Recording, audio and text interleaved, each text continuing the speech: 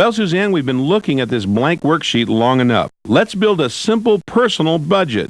Suzanne, we'll enter some labels first, then set up the formulas to do our calculations. After that, we'll put in some numbers from your checkbook and begin to plan your financial future. All right, then, let's start at the top. Everyone should have cell A1 selected. The title of our spreadsheet will be Personal Financial Budget. Please type it just as it appears on the screen, including the spelling mistakes. When you start typing, 3 more symbols appear on the edit line. The X is the cancel button. You click on it to reject new data entered into a cell. Pressing the escape key performs the same action. The check mark is the confirm button.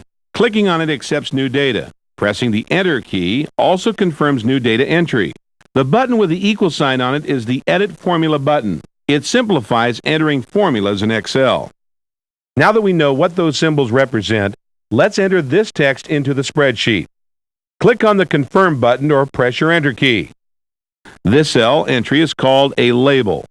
Labels are usually words that tell us what the numbers in our spreadsheet refer to. Suzanne, let's take a look at a few basic editing tools. In order to edit a cell's contents, that cell must be active. The mistake we want to correct is in cell A1, so make sure that cell is selected, then click anywhere in the formula bar. You'll notice that when we do, the status bar indicates we are in edit mode. Edit mode allows you to make changes to your typing without retyping the whole thing. Suzanne, click and drag your mouse from the F to the second N in financial. Now press your delete key to make the highlighted text disappear. This method works well when you want to delete larger words or entire phrases. You can also use the delete key to erase a few letters at a time. Go ahead and press your delete key until the remaining letters in financial are erased. Make sure you delete the extra space between personal and budget too. Now press your right arrow key to move the insertion point, that's the blinking bar on the formula bar, to just before the G in the second word. Press your D key to correct the misspelling of budget. Once done, press your enter key. Most of you will have noticed by now that the words personal budget are too big for cell A1. They spill over into column B. This is called a long label, and it isn't a problem unless something in column B also wants to use the space. We'll see how to handle that later. Suzanne, click on cell B1 and look at the formula bar. This cell is empty, which is why the words from A1 were able to spill over into it. For now, you should understand that this typing is all stored in cell A1 as the name box indicates. Suzanne, move down to cell A3 and type in income. When you finish, press the enter key twice. Type expenses in cell A5 and press the enter key again. Just once this time. We'll keep this budget simple and stick to the basic necessities.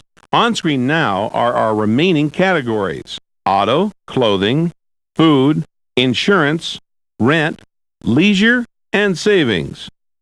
Type the expense labels in the column directly below the expenses title in column A, exactly as you see on the screen, pressing the enter key or the down arrow after each word.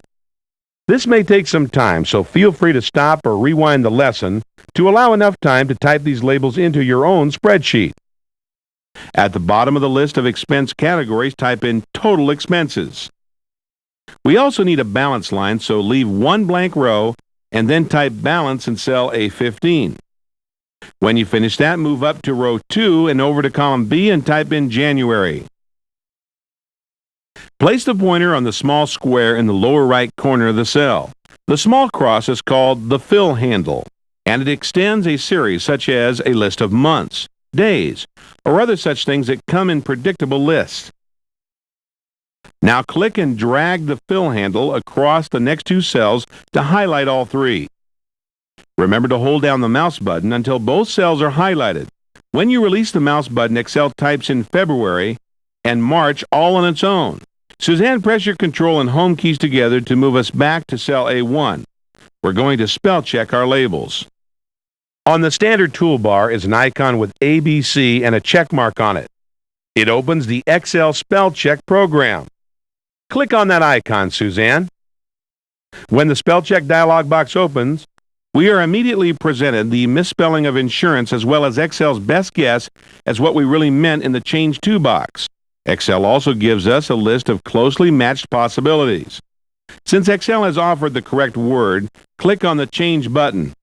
And with a simple click of the mouse, our first misspelled word is corrected. The next misspelled word, leisure, is quickly found, and Excel gives us suggestions to correct it too.